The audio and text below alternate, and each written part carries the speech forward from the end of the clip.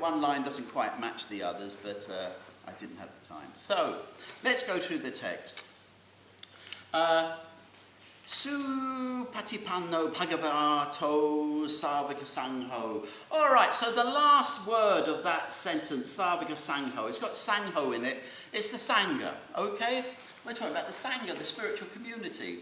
It's got the word sang in it, which Sangharakshana says means a group, a society. It's not spiritual, it's just a bunch of people. It's a sang, all right?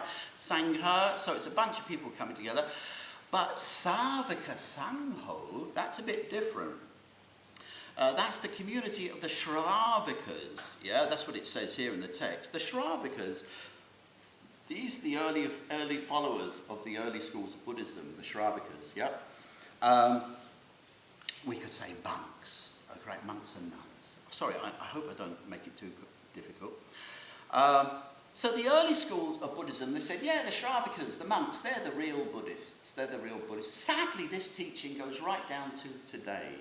And monks today say, we are the Sangha, you are not. And this gave me a difficulty when I was doing prison work, because you go in to meet the prisoners, and a monk had been in before me, and he told the prisoners, you're not Sangha. I am. I'm a monk, you're not Sangha.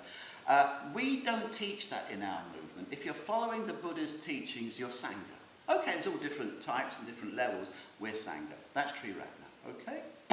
It's not Theravada. Good.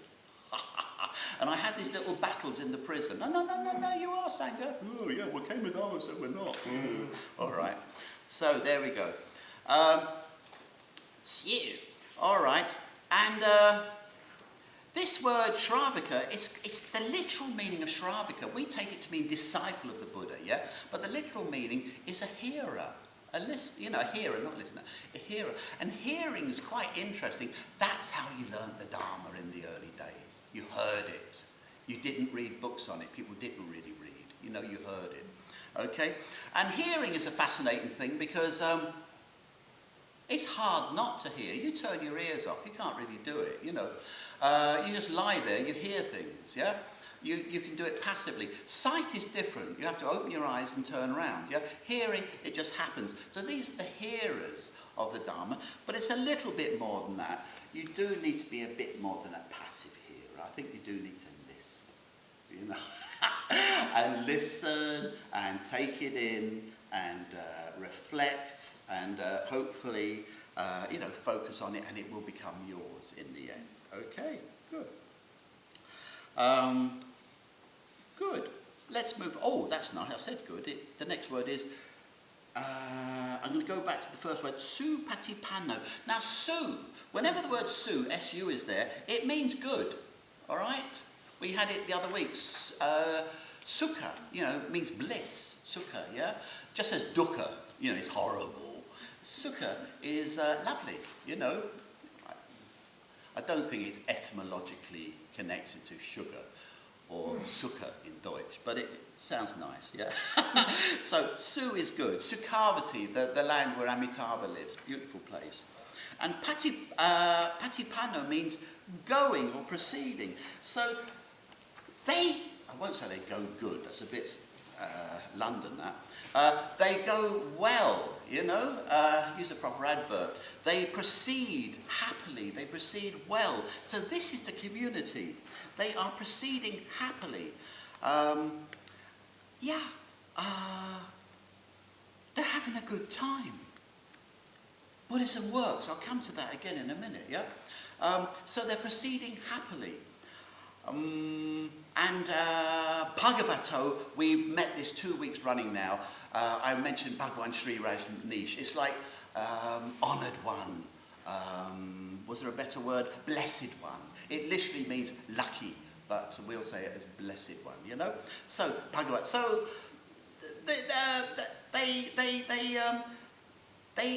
it says happily proceeding, the fellowship, the Sangha, the hearers of the richly endowed one, the blessed one. So that's the first line. Fantastic. Yeah, this thing about getting happy on the spiritual path, you should do. Yeah, Metta Bhavana should work. Yeah, mindfulness breathing should help. Being ethical, They don't tell you that when you're a kid. That if you're really ethical, you actually become happy. It's not taught, is it really? You know, you'll be good because mummy will be upset. It's not a great motivator, you know. It's a law in the universe that with ethics, happiness can arise. Okay? And there's a line that comes up in the Pali Canon a few times. It says, the monk is the happy man. Yeah, it's very simple. The monk is the happy man. So you've got all these old Buddhists, you know, you see photos of Bhante, our teacher, Sanghavandana with Dada Rinpoche, they're all smiling, you know, naturally, not that fixed Buddhist smile, you know, but, which Sanghavandana is very critical of, you know. They always want him to smile. He says, no. Sanghavandana says, I'm not a hypocrite, you know. Yeah. But, sorry about that. That was indulgent by Lala Shraddha. But yes, it does tend to happiness, yeah? But there is a problem with Buddhism. You do get happy. It does work. All you've got to do is keep at it. That's the magical thing that we can all do. Just keep doing it every day. Do your meditation. Doesn't matter how long or how short, keep doing it. And it will work. And I remember when I did karate for about a year and a half, and all you have to do is go to the dojo, and after a few months you get the next belt up and the next belt up. You know, I remember going from white belt, to red belt, to yellow belt. All you have to do is stay. You know, and then you go away for a few months and you come back and all your mates, they're all on green belts and blue belts because they stayed, you know, and they're up to, that's all you have to do in karate is hang around. And it's a bit like that with Buddhism. Just stick in there, yeah? And it works. But what's the problem? The problem is laziness. Buddhists can be rather lazy, yeah? Why? Because it worked. They got sort of happy, you know. How you doing? Doing great, you know. Got my begging bowl. I'm happy. Got my food. Got a roof over my head. Great. Still meditating. Yeah. Keep it going, you know. And they can be, and you become lazy through your success. Yeah. So you really have to stay awake. You really have to. Hey man, you know. Keep on the job all the way, just because you're happy now. And I don't know why I wrote this down. That's just my bloody humour, sorry. There's an aviation rule, yeah? Pilots and crews all know this, that whatever goes up, comes down, yeah? The final destination for every aeroplane is the Earth, yeah? So we should apply this to our spiritual practice. What goes up will come down. Keep pushing, you know? All the way. Keep flapping, yeah? Yeah. So I was on a 3-month retreat in Tuscany with Bhante, and people used to be frightened of sitting next to him. Bhante, that's our short name for Sangharakshita, and people used to be frightened of sitting at the table with him for lunch. And so I used to jump in there, you know, and have conversations with him. Yeah, I was a bit nervous at first. But it was quite good. We had some very good exchanges just at the dinner table. But one day he was just looking out, and there's 35 order members on this 3-month retreat. About 25 of them had been ordained on that retreat. And he was just looking at them, and they're all eating and chatting, and he just turns to me and he says, "Why are order members content with happiness?" I just turned away. I give you this question. We could ask ourselves, our house elf garden, our homework today, you know, would we be content with happiness, or do we want a bit more? And I really do think that we need to be spiritually ambitious. I know that's an oxymoron, you know, one word contradicts the other. But we need to be sort of spiritually ambitious. Don't be content just with happiness. All right, so back to the text. Ujipatipanno Bhagavato Sravika Sangho. So Ujipatipanno, And Sanghavandana translates it in this text as uprightly proceeding. So do others translate it that way. But when you look at the seminars, they use a slightly different word. Because upright sounds like very ethical, very moral. Upright, you know. But even Sanghavandana in seminar says it means straight or direct. You know, you should be practicing in a straightforward way, going forward, yeah? So it's the flavour of Ujjapatipanno is avoid distractions, don't get waylaid, keep to it, you know?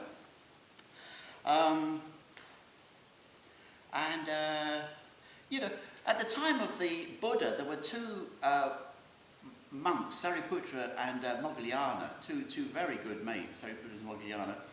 And their whole thing was so systematic, so methodical. When young monks came in, Sariputra would lead them, train them up to the point of stream entry. I'll come back to that again, yeah? Stream entry. This point of irreversibility on the spiritual path. That's what stream entry is. You get to a point you can't go back. There's too many insights. You're a bit too smart to go back to the old ways, yeah? It doesn't work for you anymore, all right? So this irreversibility. So Sariputra would take the monks up to stream entry, and Moggallana would take them the next stage to enlightenment. Doesn't that sound good? You know, wish we had that. You know. So yeah. And the Buddha himself, he said, Sariputra is like a mother. This is the Buddha's words, who brings forth. Like a mother having a baby. Sariputra is like a mother who brings forth, while Moggallana is like a nurse of that which has been brought forth. Yeah, Sariputra trains to the fruit of stream entry, and Moggallana trains to the highest goal. Yeah, that's the Buddha's words. Now, I did have this little thought, and I thought, do we go into a little discussion here? But I won't do it. Doesn't all this sound a teensy-weensy bit fanatical?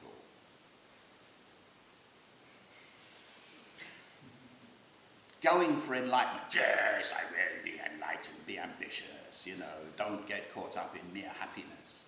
It does sound a little bit fanatical. And so I thought I could have a discussion here. I'm not going to bother because we haven't got the time.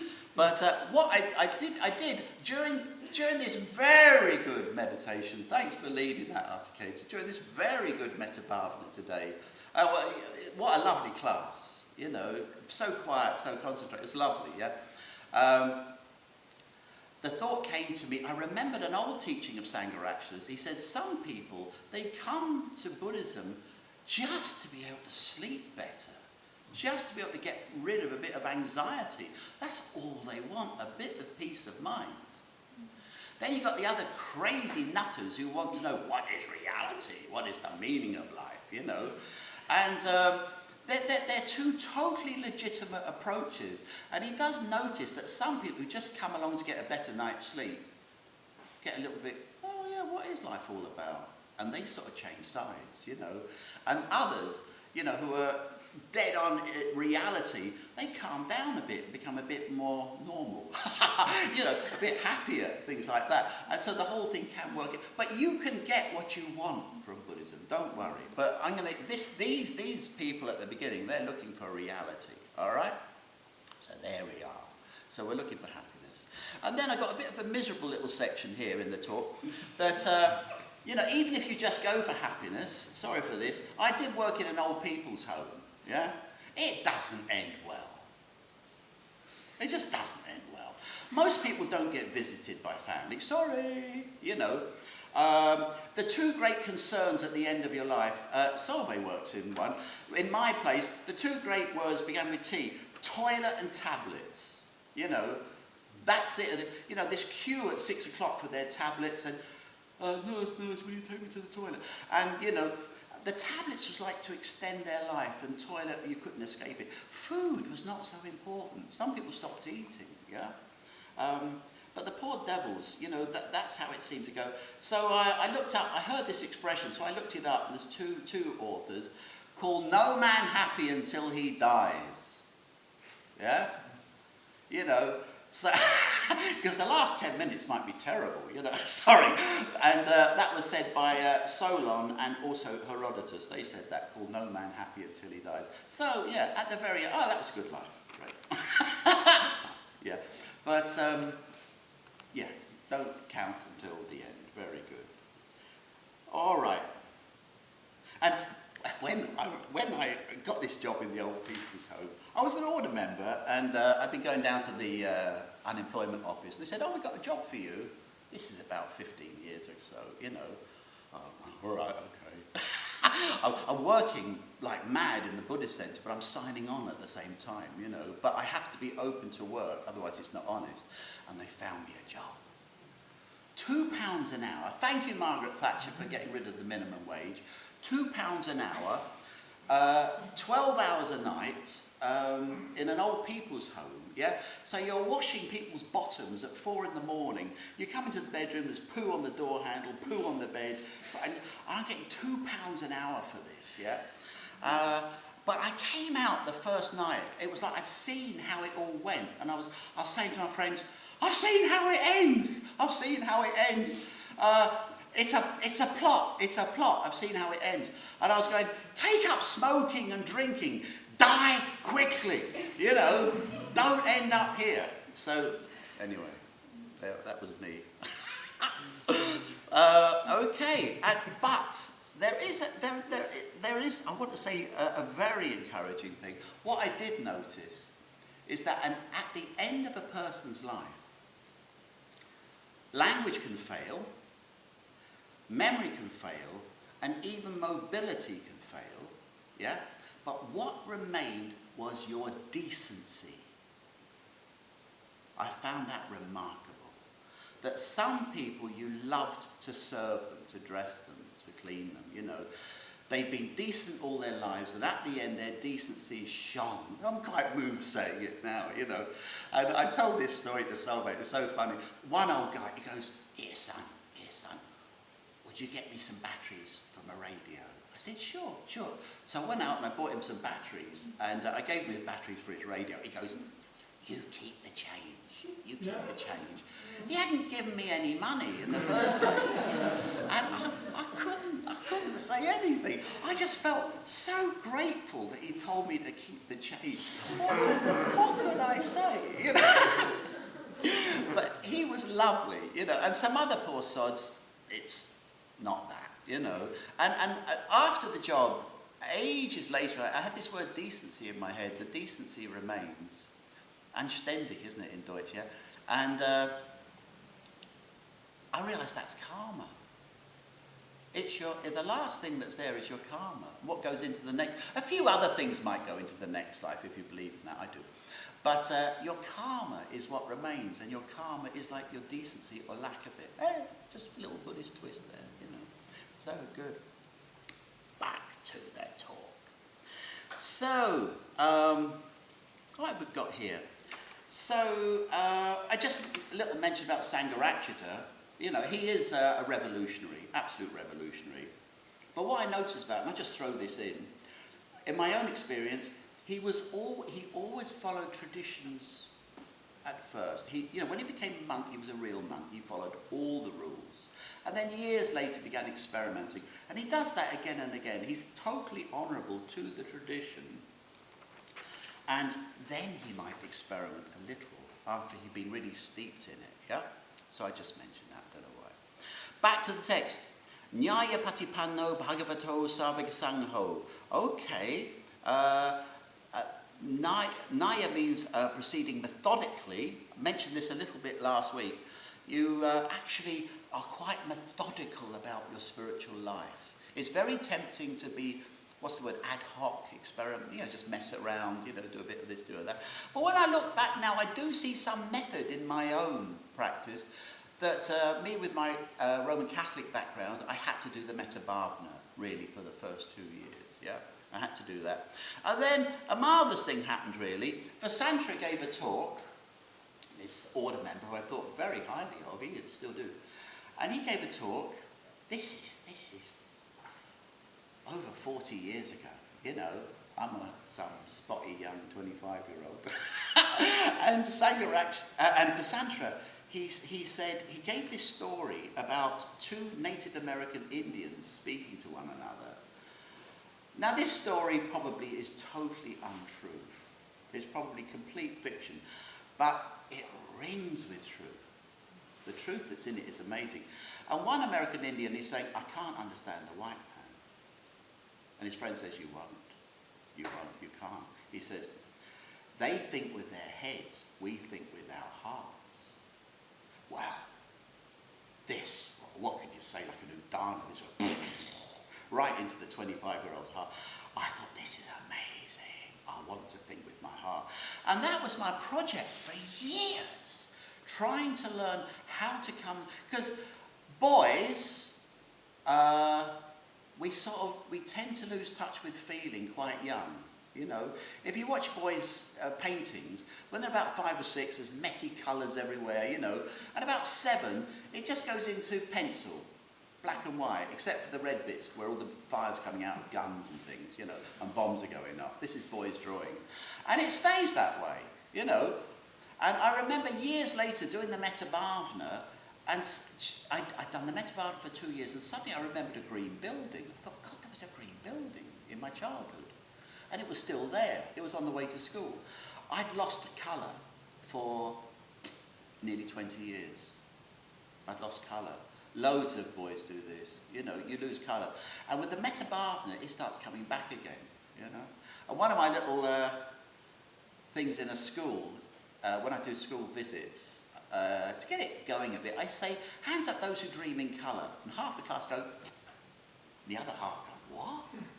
And this lot go, you don't. And they go, you do. And it's amazing. And it sort of divides about 60% over the sexes. About 60% of the girls dream in colour, you know, 30% of the boys dream. It just falls that way, yeah? But there we go. But that's quite good fun, yeah? So anyway, Metabhavna brings colour back into your life. That's not in the talk. But Vasantra really gave me something, and that became part of my method. And I think I've really profited in the long term. You know, I really have. And I remember one incident. What's this expression women now have, feminists now have, for when men are giving advice all the time? What's it? Mansplainer, that's right. It's hard not to do it as a bloke. It's just very hard not to do it. Now I hear my mates do it, it's embarrassing, yeah? Mansplainer, yeah? The man gets all the answers. And this railway carriage came in, we were going to Oxford, this railway carriage came in, and there was a family in front of me, 2 little kids, man and a woman, and they had put the guards compartment in the middle of the carriage, yeah? It's not normal. Normally it's at the end of the train. It was in the middle of one of the carriages. The Schaffner, he had his little cabin there, which brought in 2 little compartments either side. And this family opened the door, and the woman went, oh, look at the little compartment, you know. And the husband went, yes, that's because the guards compartment's in the middle of the wagon, you know. And it was amazing. She was looking into Father Christmas's grotto, you know. She was getting this amazing emotional experience of the cuteness of the experience, yeah. He just had logic in his head. The order member here, show off here, was going, oh yeah, I can see both worlds. and that's your spiritual practice. You can occupy all of these realms. You have reason and feeling. So there we go. Thank you very much. So there we go. All right, and thank you, Vasantra, for getting me to move in that direction all those years ago. So, yeah, we're methodical, other meditations come in. And one thing you can do, I mentioned the other week, which I don't do and I should and I don't, is keep a meditation diary, you know. And you can be quite... So really, you know, if you were methodical, you could just, you know, you go into the shrine, you open the book, you say, oh, I was working on that last time. You could pick up from where you were, yeah? And it's also quite good to use a different coloured pen for the really good ones. And later on, you flick through the book, you go, wow, it's all this red ink. I had a good time and I didn't know it, yeah? So there we go. Good. Methodical. Sami Japatipanho Bhagavato Savika Sangho. Sami Chi is harmony. So proceeding together in harmony. And you get some love. Okay, you get some conflicts in the Pali Canon and they're a bit stupid between monks. It does happen, yeah? But there's other texts. And, sorry, I can't believe I just forgot to bring a book with me. I'll have to do it. No, I'll do it from memory. I'll do it from memory, yeah. I'll do it from memory. You get these comments in the Pali Canon of monks looking at each other with loving eyes. You know, they blend like milk and water. One of them says, yes, we three, we live here. We are three bodies but one mind. You get these tremendous examples of great harmony, yeah? Sorry, I just missed something out there. Yeah. Really thrown myself there.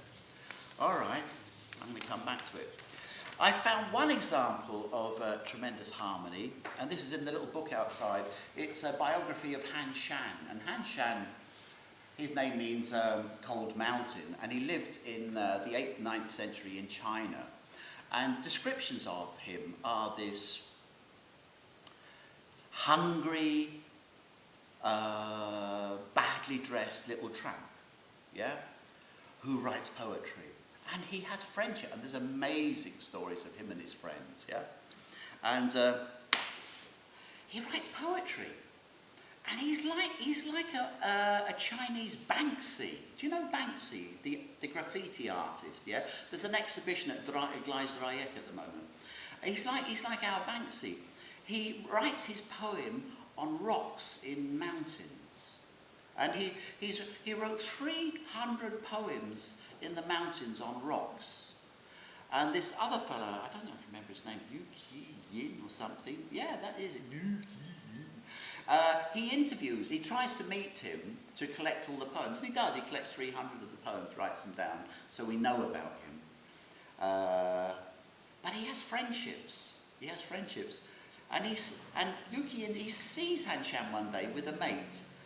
And the two of them are so thin and hungry, they live by begging from the leftovers at the monastery. After a meal, Han Shan turns up with his little bamboo tube. It's like a modern thermos flask, you know. And he gets the leftovers, and that's how he lives. But he's scrawny and thin. And this biographer who collects all the poems, he wants to give them clothing and food. And the two of them see him, and they just explode with laughter at the idea and run off. He never sees them again. It's fantastic, isn't it? Yeah. But I've got to go from memory and I can't get the name. Doesn't matter. But there's one account where Han Shan met a friend who was virtually enlightened like himself. And he says, it was the happiest time of my life. We sat down opposite each other and looked at each other for 40 days. He said we were in the highest samadhi, you know, that's really high meditations, and he describes it as the happiest time of his life, just looking at his mate in the face. And there's other lovely stories of this great respect and great harmony, you know. So I just mentioned Han Shan there, yeah. Good. So, yeah, so working on harmony in your community, okay, it's one of the most difficult practices. It says here about proceeding, you know, harmoniously. Reality, living with another bunch of guys, as in my case, or girls if you're a woman, you know, it's hard. Living with people is difficult. And we have the Metabhavana to help us through.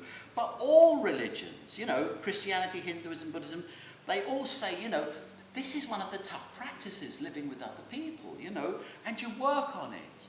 And, I mean, it was a bit of a joke between me and my girlfriend, Sanghavandana here. She was having difficulties with somebody one day, and I said, 14 days, Metabhavana, 14 days, put them in there every day, 14 days. And I think it worked, yeah? So, these days, when I'm having a rough time, she just says, 14 days. And I have to do it now. But it really is. If you're having trouble with your boss at work or something like that, 14 days, Metabhavana every day, miracles happen. Inexplicable things happen, you know. You just, you know, don't know how it does, yeah? But you work on it. And sometimes, you know, some people's failings, they drive you crazy because you have those failings yourself, or very similar ones. And so, you know, you work on this person and you get insight into yourself. You really begin to see your own darker side, yeah? And sometimes there'll be somebody who you just don't like them. And it's not fair because they remind you of somebody from your past. That's all it is. They just look like somebody. And I remember a professor coming into our class in Southampton, and he was almost laughing. He said, my poor student, I've given her hell for a year. She reminds me of somebody from my past. And now I've been putting her in the Metabhavana, and I've seen what the thing was. She's innocent. It was my own history, yeah? And you laugh with relief and the freedom, yeah, at your own foolishness. So this can happen too. And there's all sorts of psychology. I'm an older brother. I was the firstborn, you know. My mum and dad had 6 kids. I was the first. And so you tend to win fights as the older brother, you know. You know, you're a bit stronger, a bit quicker, and you've got more experience. So your next brother, he learns all these evil techniques for undermining you. And they're quite brilliant, quite genius. He has ways of driving you right to the edge of exasperation, you know, tormenting you, and he hasn't done anything wrong. Then, you go out into the world, and you're in a group, a working group with other people, and there's somebody playing you like a fool. They're a second brother. In their family, they're a second brother. And they've spotted an older brother. Neither of you are conscious, and they just use the techniques on you to drive you crazy. And I remember Sanghavandana once, with whom you lived, yeah, he said, Lala Tiratnavandana, our Dharmachari X, he just plays you, you know, like a puppet. And you fall for it every time, you know. So again, Metabhavana, yeah? You have to get in there, develop love, compassion, and undo the pieces, yeah? So there we go, yeah. I just threw in Jean-Paul Sartre's thing, hell is other people. That's what he said, hell is other people, yeah. But he could have said heaven is other people, because if you know, because other people can make you so happy, and if you can turn it around, brilliant. But you have to work for it. To change hell to heaven, you have to work. Nothing's free, all right. So we also, you know, right livelihood we've had in our movement. That is tough, you know, working with other people. And in right livelihood, you've got deadlines, you know. The food needs to be in the restaurant at opening time. So there's objective pressures. And that pressure can bring out the worst. And I did notice in our restaurant team, you could see each person seemed to have their own difficulties, yeah? I mean, in meditation, there are 5 classical ways that the mind can undermine your meditation practice. The mind doesn't want to change. The mind likes the status quo, all right? And it's got 5 main techniques. And one is sleepiness. Sit on your cushion, yeah, you're under straight away. Some people do that. Anxiety. Oh, did I lock the door when I came out today? You know, where did I put the cat? You know? So there's, you know, you're supposed to be meditating. Oh, did I lock it in? Did I lock it out? You know. Bad temper. You sit there, I believe he says this, I'll say that next time. Yeah, I'll be ready for him. Yeah. Or a sudden lust for food or sex. Yeah. And the last one, the nastiest, is doubt. Huge, horrible, life-denying doubt, you know, that says nothing works, you know. Doubt can be good. You know, somebody lends you a ladder, you look at the ladder, you think, this is a bit old, I doubt it's safe. You know, that's good, you know. But there's also doubt where you just don't believe anything. You know, somebody says, I found this advert. It's you, look. They're looking for somebody with your experience, you know, your qualification. And you go, no, I couldn't do it. That's doubt, you know. Ugh. You know, sorry, it's got a great name. It's called Vichy Kitzer, and I mentioned that in a German class, and somebody said Bitchy Kitzer, you know, which is a very good way of remembering it. Yeah. So those are the 5 mental ways that the mind can do you in meditation. And in our restaurant, I saw all 5. So they come to you in life. You know, if you're a bit sleepy in meditation, you might be sleepy in life. You know, your own hindrance is yours, and right livelihood. The thing is, meditation's a little bit private. You know, you've got your hindrance, and it's yours, and it's horrible. In right livelihood, everybody sees it. Yeah, so it's quite a tough practice. Yeah, so there we go. So working with other people, and it is one of Tiratnavandana's great practices to work with the people you've got. Okay. So, all right. Yadidan Chatari Purisa Yugani Atta Purisa Pugala Esa Bhagavato Savaka Sangho. So Chatari Purisa Yugani. This is going to go a little bit strange. The 4 pairs of Purisas, that is to say, Atta means 8, Purisa person, Pudgala individual. So suddenly the text is talking about these 8 people, these 4 pairs of individuals. What on earth is that? So, very briefly, if you're seriously interested, we're not going to have time for questions. You're going to have to look it up on Wikipedia, okay? I'm watching the time this week. I didn't last week. I was so embarrassed. Yeah. So, there are, in this old Hinayana Theravada tradition, there are 4 measures of spiritual development. So, the first is called a stream entrant, the second a once returner, then a non-returner, and then an arahat. Okay, very quickly. The stream entrant is somebody, I think it comes from trying to get your boat launched. Imagine some old Indian fishing boat, you know, weighs a ton, it's on the bank, you've got to push it through the reeds and everything.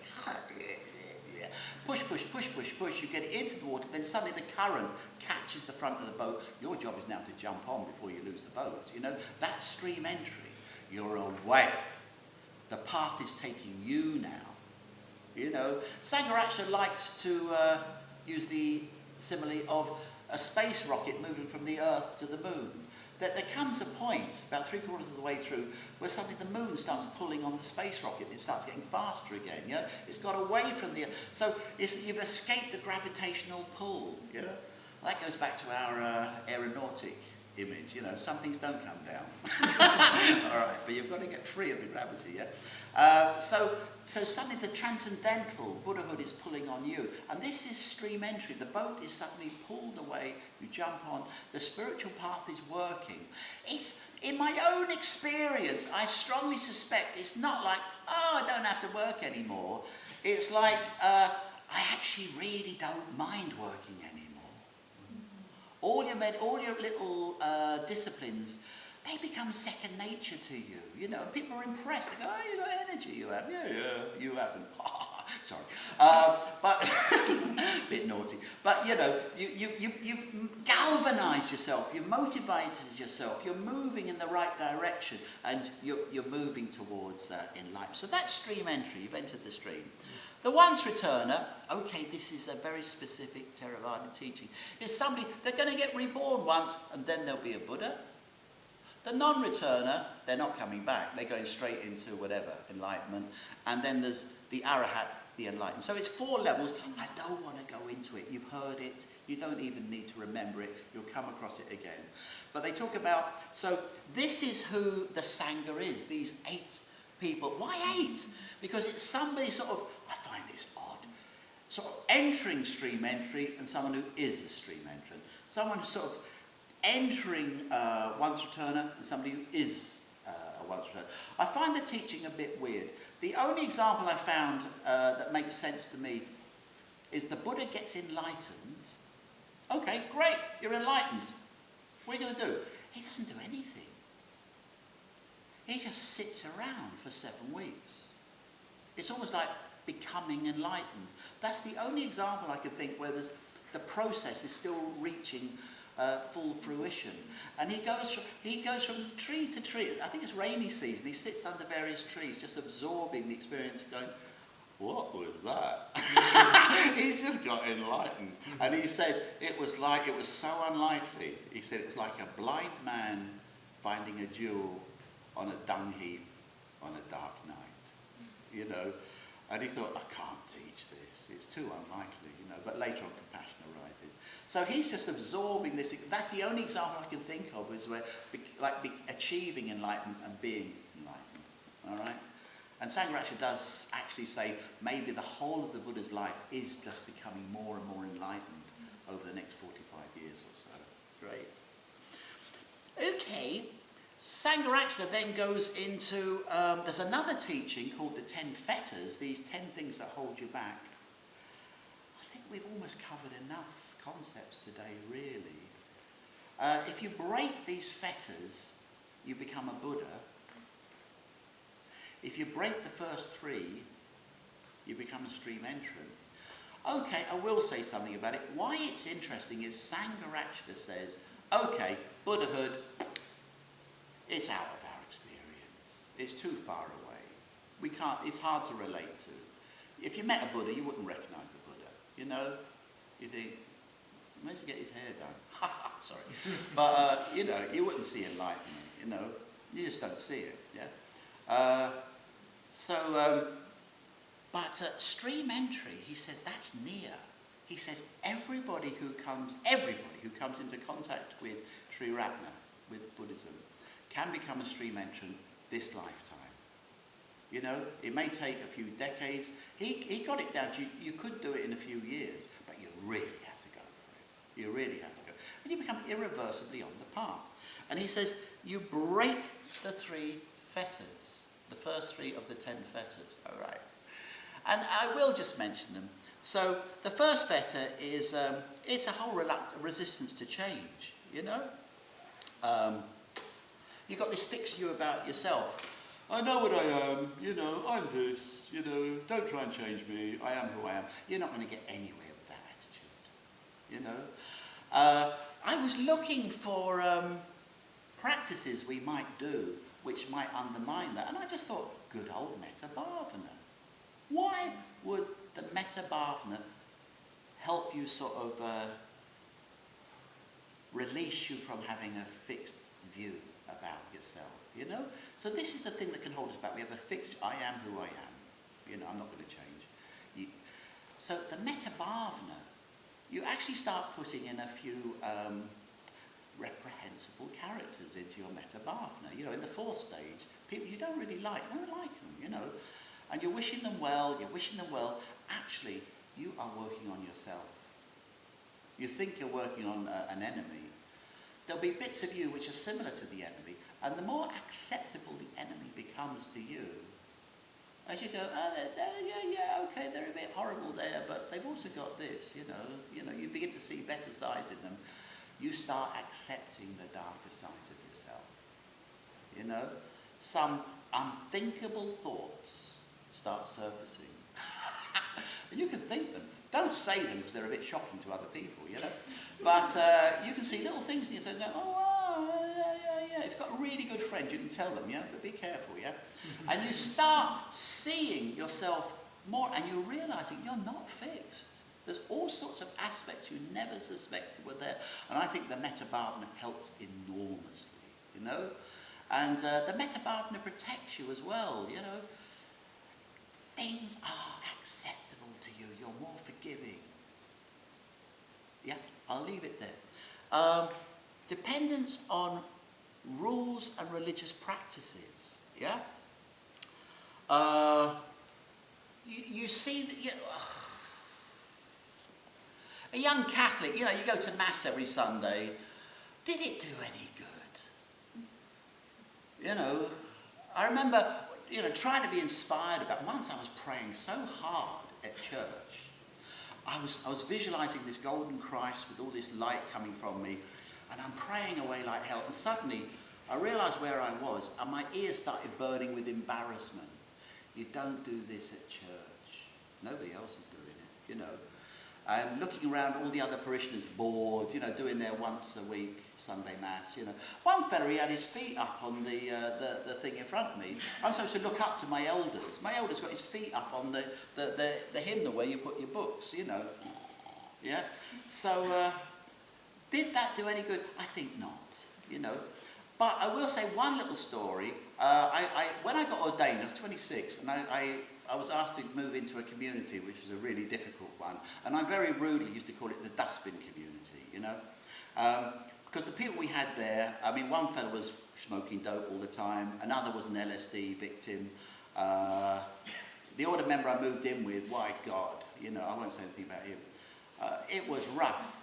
Lovely Don Marshall was illiterate. He had big fingers like sausages. You know, he couldn't say my name, Dodder, you know. And Dodder, have you read Dante? Have I read Dante? I went, no, Don, you ignorant git, you know. And this was Don trying to learn to read with, you know, Italy's Dante, you know. But I liked him. Anyway, let that be. I liked him. But a real rough community, really rough. We did building work together. And one morning, they were all aware of each other, passing the jam almost before you asked, passing the bread. It was so odd. And I rang up my chairman, Pamaraj, and said, Pamaraj, they were all sort of aware of each other and passing the jam and this, that and the other. And he just said, did they all go to the sevenfold puja last night? I went, yeah, they did. They all went to the sevenfold puja last night. Devotional practice we have here, about 30 minutes long. And the sevenfold puja, I realised, is like a refining machine. You know, you drop things in it, you know. And Pamaraj said, well, this rough lot all have energy. And that can be refined. So there's religious practices that do work, you know. And through doing the puja, also the little threefold puja, it lasts 6 minutes. It's a sweet little thing.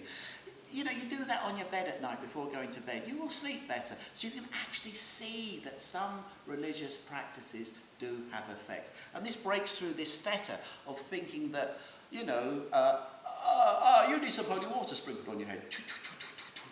You know, doesn't necessarily work unless it's a hot day.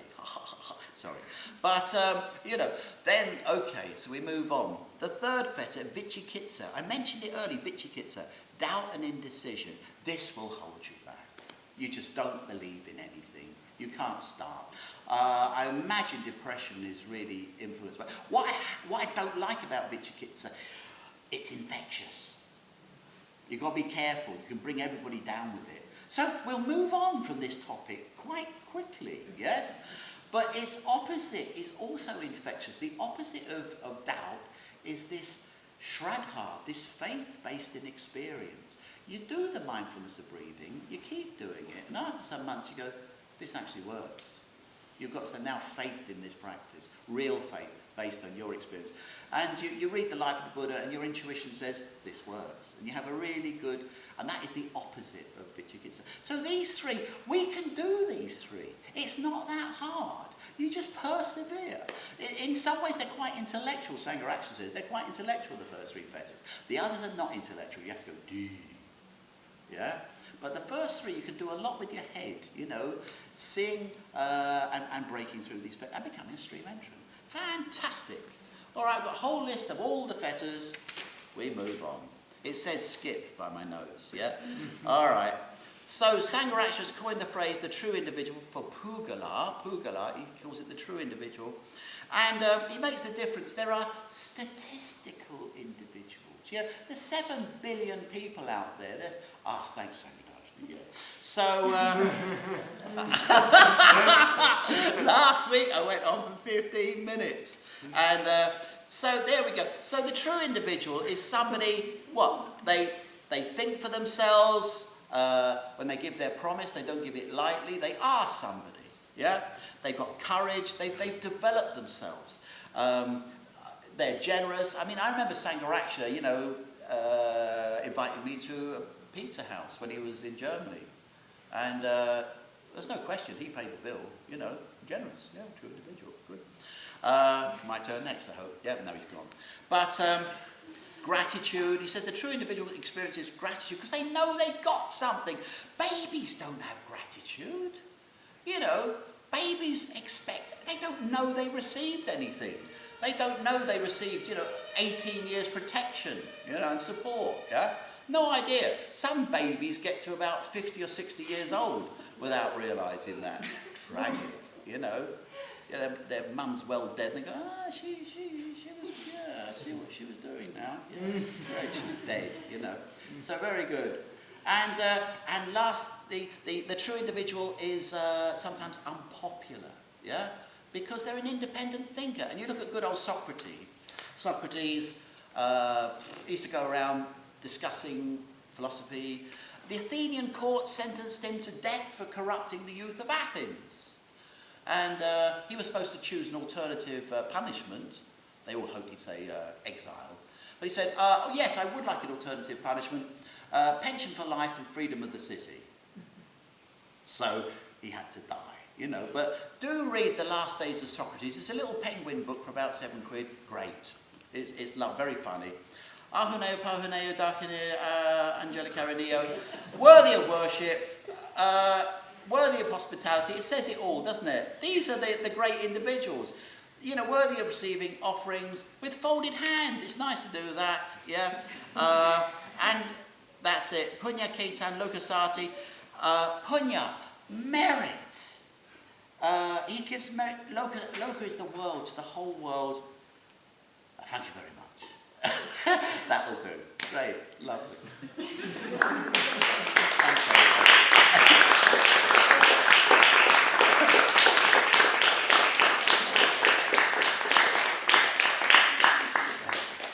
Good. Thank you. That'll do us, won't it? Yeah? Hello, Simon. Lovely. Great. Good. And we won't bother with questions, no? But what to say there? Have a look at Banksy on the internet, yeah? The Last Days of Socrates, quite nice, and very good. Thank you. What? And? Was it Hanshan? Hanshan. Very hard to find. You'll find it in Wikipedia. Yes. But the little story I've got is in a really rare book. It's funny. I said in the Metabarba you can have an enemy, yeah? And there's one fella who I do find very difficult, but he gave me a biography of Hanshan. And I will always be grateful to this man for that. I can forgive him a lot for handing me just this paperback. But there's some readings in it which are just lovely. Good. Thank you. Yes, Sanghavandana? I realized for the first time, actually, you said the Sangha is described as these 4 pairs. Yeah. So, starting with stream entry.